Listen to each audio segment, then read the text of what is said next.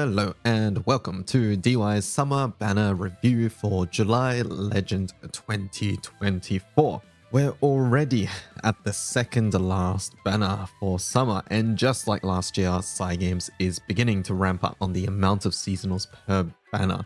I hope you guys all really enjoyed the summer stream last weekend. I really enjoyed it. I thought a lot of the news was really exciting.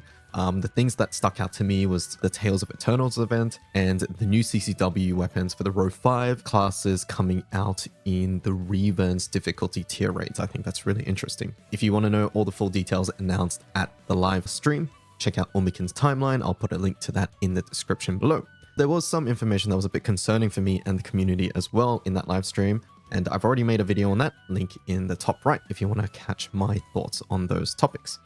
Anyways, with that stuff out of the way, let's get right into the banner. So this banner brought us 3 new characters. We have Yukata song or Tweyen, we have Summer Ragazzo, we have Summer Hekate, and then we also have Summer Beelzebub summon. So let's go in order. Let's talk about Yukata Tweyen first, Yukata song. So Yukata song is joining her dear beloved friend Yukata Silver in fire. And overall, she shares a lot of similarities to her light version. She auto-nukes, she debuffs, and she also has some auto-attack buffs. So let's take a look at her skills. So first up, let's talk about her second skill right here. Essentially, this is a carbon copy of her light version. It inflicts all these debuffs, which are exactly the same as her light version. So if you've ever used that one, you know what this one does. Now, this particular skill here interacts really well with her first passive, because this one provides song with attack, defense, multi-attack rate, and amplified normal attack damage. And the maximum effect is when the enemy has 10 debuffs. So overall, some really good stuff in this passive right here.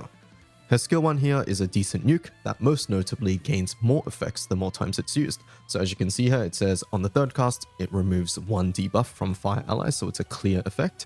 And then on the 5th cast, it removes 1 buff from foes, so a dispel.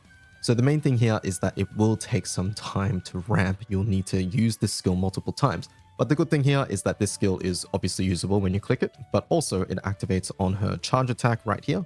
And through her second passive, it is also activated when the foe uses a special attack.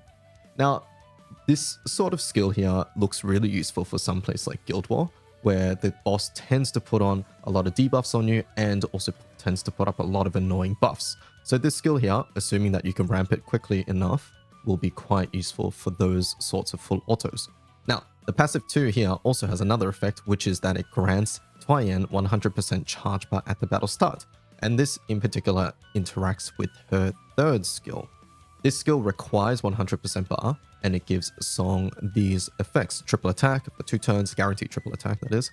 It gives her Echo, it gives her Flurry, and it also gives this new buff, which basically makes it so that she can't miss against enemies with Mirror Image or Dodge.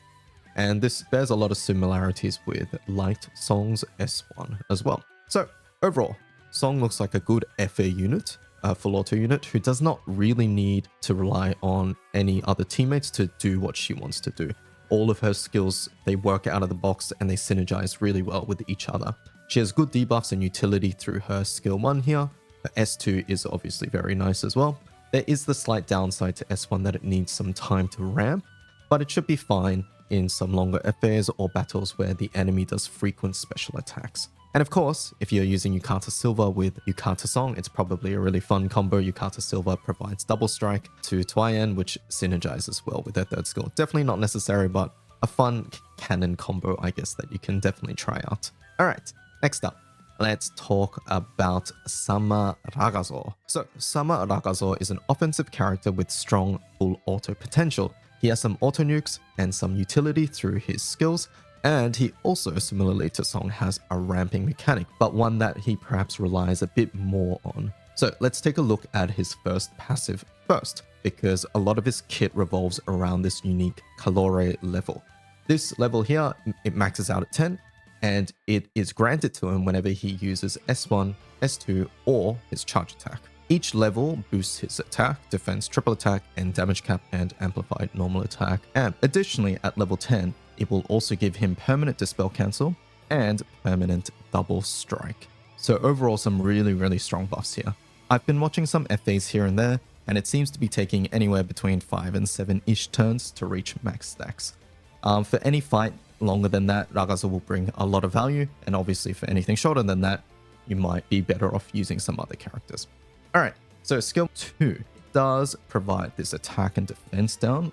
Now, the thing about this one is I believe it does not stack with Miserable Mist. They're the same side debuff, which basically means that you only need to bring one or the other. So if you're bringing Ragazzo, you can drop Miserable Mist on your MC and bring something else there.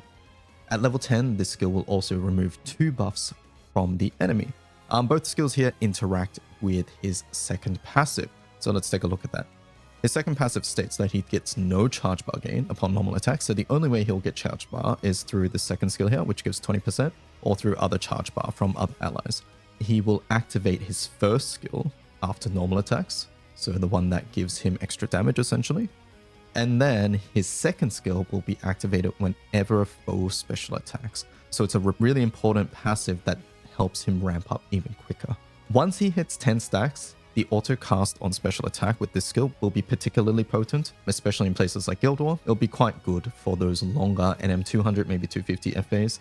And then finally, skill 3 here can only be used when Calore is level 10, and it gives Ragazzo 1 turn assassin, and he will also attack without using up a turn. So he will attack essentially once here through this skill, and then he will attack 2 times because he will have 10 stacks and he attacks twice each turn. So he'll have assassin on 3 of his attacks there, and each one of those will also do a auto nuke because he activates that on normal attacks. So overall, very strong skill. This skill's cooldown will also be cut upon charge attacks when his Calore is level 10 as well. Overall, Ragazzo is looking to be a really strong offensive character, particularly for FA. He really needs some time to get there for the most part. It's looking to be about 5 to 7 turns, and as mentioned, I do think he'll be really good for those longer Guild War FAs since S2 is activated on enemy special attacks and it dispels twice. He does, however, have some potential in low button strats like OTK due to his auto nukes. So in things like EX Plus or NM90, you might see Ragazzo being used because he just does a lot of damage without clicking buttons. Alright, let's move on to Hecate next to Hecate Summer. Oh, look at that. Art 2, yeah, that one was popular in my chat. Anyways, Hecate is a skill damage based character that looks really good in FA and HL. She does have some Oblivion Crest mechanics, which makes her a little bit more restrictive or less flexible as a result, and I'll get into that in a moment. Let's talk about her first passive because a lot of her kit tends to revolve around this passive here. So this one states that she is immune to charm, and the more important part here is that when 1 or more Oblivion Crests are granted by MC, it will raise her Rapture level by 1 and it maxes out at 5. Now, whenever this happens, she will also deal a 2-hit damage to the foe. It's a 2-hit skill damage nuke. These Rapture levels are used throughout her skill set, and additionally, they also provide Hecate with some buffs. So, most notably, at level 1, it grants a 30% perpetuity attack, at level 2, 100% defense, then guaranteed triple attacks, 10% amplified skill damage, and then 100% debuff resistance. So overall, a very strong passive, but it does have a somewhat restrictive requirement. Since it only works on MC crests, you really need something on MC that gives those crests. So right now, the main synergies are Mana Diver, Dark Opus main hand, and the Dark 150 Gold Moon weapon Zosimos. Next up, let's talk about Charge Attack and Skill 1. So both these skills here are affected by Rapture level 5. So at Rapture level 5, her CA activates twice, and her Skill 1 here will additionally activate whenever MC gives those crests. So whenever MC gets crests now, you will do this 2-hit auto nuke here, and you will auto activate this. Both effects are really strong. Skill 1 has some extra utility because it does these stackable attack and defense down debuffs. And as mentioned, the CA will activate twice, but on each activation, it will do a 1-turn cut to Hecate's skill cooldowns. Skill 2 here also provides some additional debuffs with this debuff resistance down and multi-attack down, but it also puts on this unique debuff, which seems to act similarly to Charm. While this debuff is in effect, it will basically give your entire Dark team a drain effect as well. And then finally, Hecate's skill 3 can only be used when Hecate has 5 crests and it cannot be recast. The final line here also says that the hit number increases based on the main ally's number of damage skills, so it will deal more damage the more red bordered skills you have on your party. Now, it doesn't seem like this is something you should build your team around, but more something you consider as a bonus. This skill will also provide Hecate with a buff called Stygian Embrace, which basically gives all Dark allies skill cap and skill damage, and it will also cut their skill cooldowns by 1 turn, so overall a really strong buff. Hecate is looking like a really solid FA and HL character, but she is a little bit more restrictive due to the MC Crest mechanic. Her S1 autocast will help with hits omens, it will help with debuff omens, and of course it will help with skill damage omens, so for those HL raids it's going to be very good there. And S2 brings additional debuffs, once again good for omens. And then the double CA here also helps solve some charge attack omens. In fact, I do have a Phase 0 video and I'll link that in the description below. The main synergies, as mentioned, she will need some MC Crest characters. So you will need either something like Mana Diver, Dark Opus main hand, or very high investment, but Zosimos is looking like the best way to utilize her skill set effectively. All right. And then let's talk about the final thing in the banner. It is, of course, Summer Bubz right there. So, Summer Bubz is a water summon, but he can be used in any element. None of his things dictate that he must only be used in water. Unfortunately, the summon doesn't seem to do much unless it is fully uncapped, but I don't recommend stoning this summon just yet. So let's talk about his aura first. Now, this page here unfortunately only shows a 0-star effect, so I will just read out his max uncapped stats here. So his aura at 4-star will give 100% elemental attack, so that's exactly the same as his regular version. And it will give an effect called Superbia to MC at the battle start and on charge attack. Now this buff here looks like this right here. So elemental damage dealt will be treated as superior to the target's element. So basically this buff is known as Piercing Sight. It's something we've seen on characters like Grand Naru and Kaim. And then secondly, it will deal million plane damage to a foe at the end of turn. If you equip Summer Bubz as a sub-aura, MC will get this buff for the first 3 turns, but it will not refresh on charge attacks. So that's the only difference. So this buff here is really hard to evaluate because Piercing Sight, which is this first part here, is not as good as it sounds. So we have done testing on this particular buff in the past. And on characters like Naru and Kaim, we know that Piercing Sight does not apply seraphic damage. It makes it sound like it would, but your Ultima weapons or your seraphic weapons will not work with this. And then the second thing is, you might be thinking, hey, this buff means that I can bring my wind party to a water raid and still deal the same damage on MC at least. But unfortunately, in Granblue, many raids tend to have what's known as elemental resistance. And it basically means that unless you bring the correct element, your team will deal less damage. And it doesn't matter if you have this buff, that resistance cuts your damage that you deal. This plane damage, the second part of the buff, might be useful in min-maxing some setups because it gives you that 6 million damage. But again, it is only 6 million. So I'm not sure if it's going to make or break certain setups. Maybe for some really low button short burst setups could be used, similar to like Summer Belial. But sub-aura slots have a lot of competition these days. We'll have to see if this one is enough for that. One place where the elemental damage might be useful is PBHL, and in particular for water. It will help your damage floor probably, but I don't see it doing too much else other than that. All right, and then Bubz on call will deal 2000 elemental damage, same as the regular, and it will inflict a new debuff called Black Prison. And this is what the debuff does. Upon using special attack, takes plane damage and has 1 buff removed. It lasts 5 turns and it can't be removed and it can't be extended. So it is also really hard to evaluate this debuff. Not many raids currently in the game would benefit greatly from this. It's not really useful for HL, even though it might seem that way, because in raids like Hexa and Far, you don't want to let the boss do a special attack because those special attacks will probably kill you. Where this might see use is places like Guild War, because V1 raids you can't really stop the boss from doing special attacks most of the time. And Guild War bosses tend to have those annoying buffs that you can dispel. So maybe in places like that, you might see some use. Also, Cygames can always introduce a raid where this is really good. And with those CCW raids announced, which are Revan's tier difficulty, maybe this summon can see use? We'll have to see. Overall, I think Bubz doesn't have too many use cases at the moment.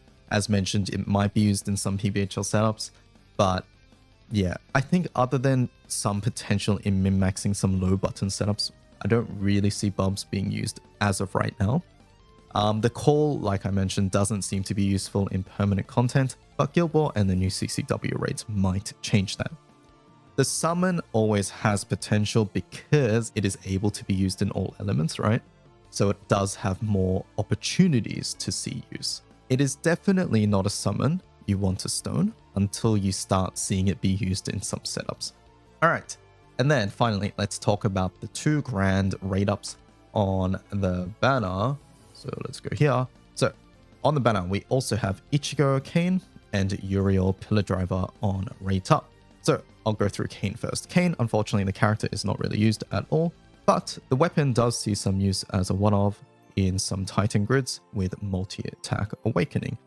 Uriel, on the other hand, the character is good. It's a decent character used in some full autos and a few burst and HL setups as well. The weapon is a PNS clone. It's good and something you want 2 of in Titan grids. So overall, decent raid ups here. Both weapons are used and something that you might want multiple copies of. All right, and then finally, the last thing I would like to mention about the banner is the Zodiac, which is Cidala this month. So Cidala mainly was used in the past for full auto and burst, but these days has been replaced by some other units like Olivia and Raziel, to name a couple. She is, however, getting her FLB next year, but I wouldn't spark her for that reason alone. You can always spark her in March 2025, at which point the FLB will be out and you will have more information about whether it's worth it or not. For this upcoming Guild War, she might see some use, but very likely not in the super optimized setups. Okay, so should you spark this banner? Overall, this is a decent banner to spark. You have a minimum of at least 30 pulls discounted. Those are starting tomorrow, August 1st. And due to those free pulls, you should definitely wait until the last day if you are sparking. And the main reason for that is, let's say you're sparking for Summer Hecate, you might pull her with those free 30 pulls, in which case that sort of means that you didn't need to spark in the first place, right? So always wait for free pulls before sparking whenever there are some. And then likely with the Midsummer Festival starting tomorrow as well, we will have an even bigger discount than those 30 pulls. And then another reason I would consider sparking on this banner is that it's a good spot to spark Pela or Cidala if they are your targets, since this is the last Legend Gala for summer. Overall, there's a good selection of seasonal items, all of which seem decent. None of them seem super duper meta, so if that's your main concern, then maybe wait for the August Flash banner. But overall, the quality here is decent. There is one more summer banner coming up in August Flash, so the middle of August. So if nothing grabs your attention here, you can always save your pulls for that one instead. Okay, and that is all the info from me. There is the summer scam going on, and I will try to get a video out with my recommendations for it, but if I don't have enough time, I might not be able to do it. In that case, check out last year's summer scam video. I'll put them on the screen here. And this year's Anitix videos, where I go over most of those options available in this particular scam. Anyways, what did you guys think about the new characters and summons? Do you guys think Sig will get her summer version in the next banner? Because she was in the event story and unfortunately she didn't show up here. Let me know in the comments below. Once again, thank you so much for watching and I will catch you guys next time. Thank you. Bye-bye.